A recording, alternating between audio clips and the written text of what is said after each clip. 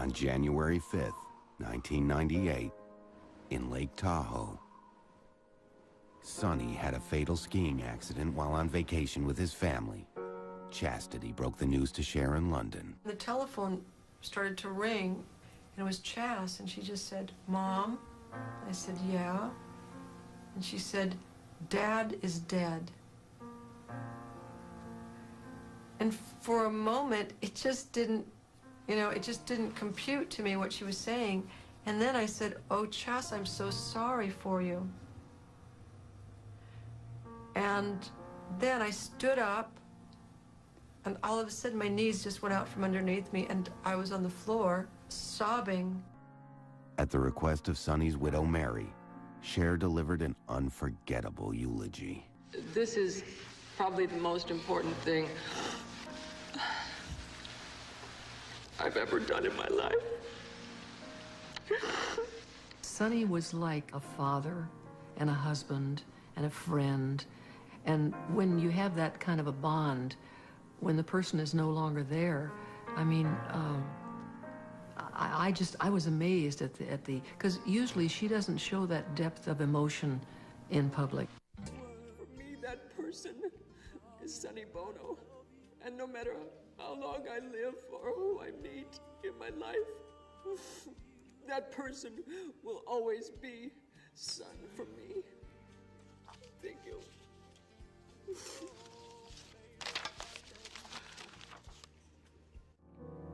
And then one day, the magic boy, he passed my way. And though we spoke of many things, fools and kings, this he said to me: the greatest thing you will ever learn is just to love and be loved in return.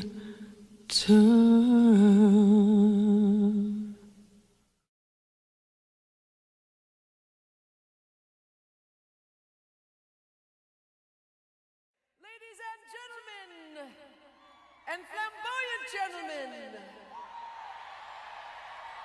boys and girls and children of all ages, welcome to the Sheriff's Show on Earth. And this is the official beginning of the Cher Show right now. And all I have to say is, follow this, you bitches. Do you believe in life after love? I can feel something inside me say, I really don't think you're strong enough now. Do you believe in life after love? I can feel something inside me say, I really don't think you're strong enough. Well, I know that I'll get through this, 'cause I know that I am strong. And I don't need you anymore. I don't need you anymore. I don't need you anymore. No, I don't need you anymore. A worldwide smash. It's #1 in Germany, #1 in Italy, #1 in Sweden, #1 in Spain, #1 in Denmark, #1 in Norway, and in Great Britain, where it was the best-selling single of 1998. Here to sing the biggest hit of her career is Cher. I can feel something inside me say, I really don't think you're strong enough, no. Do you believe in life after love? This is the first year out of the 35 years that I've been singing that I've ever received any awards. And Cher recorded Believe in a small studio in South London with 28-year-old producer Mark Taylor. She had this idea of doing this telephone effect, which you'd heard on the Roachford record, and it's quite a straightforward effect, and it just means you limit the sound. You take all the lower end off and all the high end off, and you end up with a kind of small sound, which sounds like it's coming down the telephone. And basically, all it involves is, as I say, taking the top and the bottom off, more or less. So you kind of just. I can feel something inside me say, I really don't think you're strong enough now. It's really that kind of simple and quick, and it's cool. It gives it a sound straight away. I can feel something inside me say, I really don't think you're strong enough now. What am I supposed to do? Sit around and wait for you? Well, I can't. And that's like giving it a sound already. But then the real thing that obviously that happened was on these other lines. I was kind of playing around with the auto tune, as it's called. With this, you can shift the vocal, go to the nearest note, and all it does is if you bend a note when you're singing, all this does is it goes along. It doesn't bend the note up until it reaches a certain point, and then it just flicks to the nearest note. So you end up with these very steppy sounds. I can feel something inside me say, I really Immediately you get this. think you're strong enough now. Every note is an exact semitone. There's no sliding and there's no changing. And that's where you get this crazy I can sound. feel something inside me say, I really don't think you're strong enough now. You keep pushing me aside and I can't break through. There's no talking to you. It's so sad that you're leaving. It takes time to believe it. But after all is said and done, you're gonna be the lonely one. Oh, do you believe in life after love? I can feel something inside me say, I really don't think you're strong enough now. As soon as she heard it, she said it was amazing and wasn't going to come off the record. It just so happens that with Cher, it sounds brilliant. When we put the effect on, it just kind of came to life, and I remember Mark and I just like high-fiving each other because it was the thing that was really missing, because everything was right except the beginnings of the verses. It was like #1 in 25 or 26 countries, over 6 million in sales right now. So Cher decided to capitalize on the success of Believe with a spectacular world tour.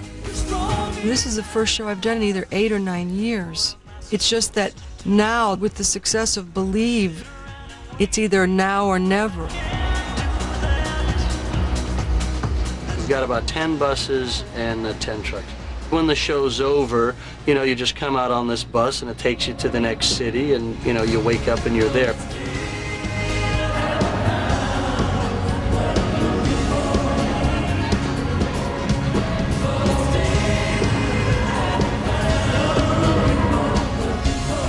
I'm the guitar technician.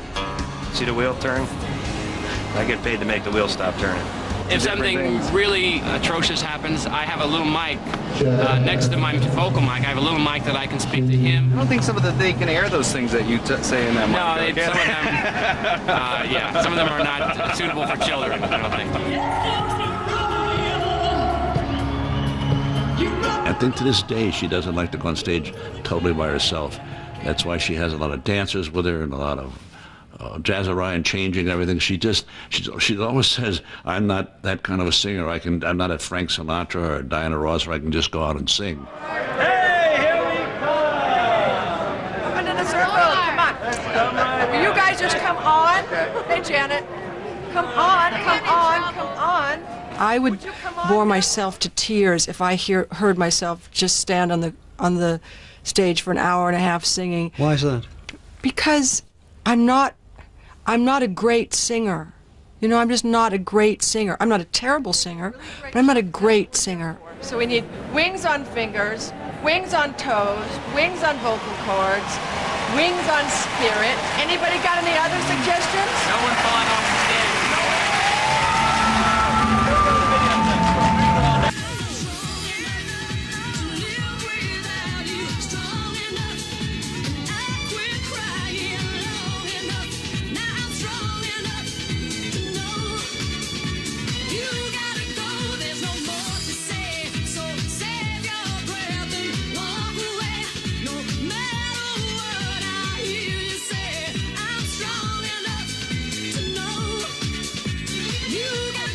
Did they let one straight guy in here by mistake?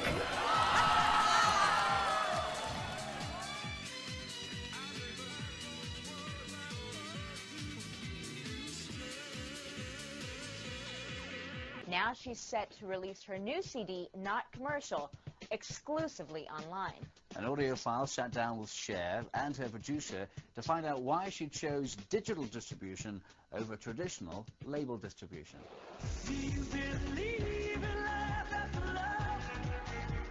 This is not a follow-up to Believe, because I'm actually in the middle of recording that right now. This is something I did in 1994. Totally different Cher. This is her vision, as opposed to another songwriter writing a song, another producer writing a song. She was truly hands-on. I was invited by Miles Copeland to, he's got this place in France, a castle, and there's a writers group. He invites writers from all over, and you go there, there's no TV, there's no telephone, there's no nothing, and you work all day long in a group, and you just break for lunch and dinner, and you're kind of forced to do it, you know. There's no other thing you can do, and I wrote all these songs, and then I came back, and I brought it to Warner Brothers, and Rob Dickens said, well, you know, it's really nice stuff, but it's just not commercial. Can we bring those string lines up a tiny bit? Was that a string line I heard?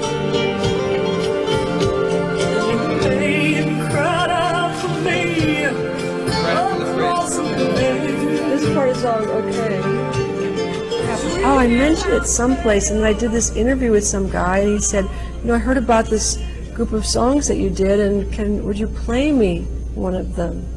So I played him The Fall, and I said, you know, I wrote this song about Kurt Cobain, and he just said, well, this is unbelievable, you know, and he just was like kind of stymied, and then the internet came along. Never even knew you, but I heard you know today. Talk about injustice and how we look the other. You know, I like all of them. They're like children. You go, oh, but my favorite two are still in The Fall. One was about a guy, and the other is about Kurt Cobain, and yet it's about me too. So it's like Kurt Cobain and I are like a very unlikely couple. My son was a huge Kurt Cobain fan, so I knew about him, but just peripherally. The first line of the song is, I never even knew you, but I heard your note today. I talked about injustice and how we turn the other way. It's just, you know, it's just a waste of time. It's just a shame. But it's a bad doctor. It's bad people around you. I feel he just didn't have any good people around him. To give you. Both ruin your comfort level. I hear it really well right now. Excuse me? I can hear it really well. You take that table out of your mouth. No, it's a chair. I didn't really choose it. I just thought it would be fun to go to this, you know, to go to this writer's thing. And I had been writing, you know, I've always written poetry, and it never occurred to me really that I would put the poetry to music. And I just thought, you know, they asked me, they invited me to come as a writer, and I just thought, well, this is unique, you know, this is strange, I'm not really a writer, but what the hell, I might as well try it.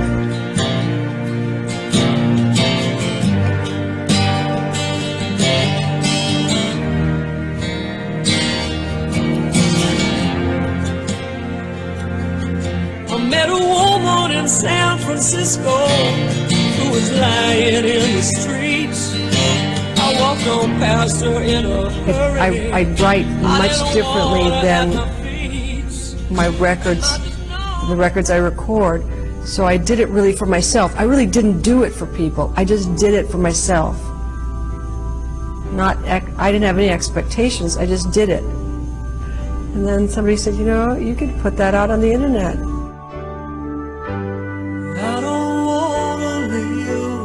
It's her passion. This record is extraordinarily important for her and to her. It's about her.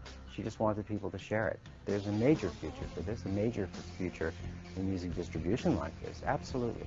And I think that we could have a big old hit on our hands and not even know it.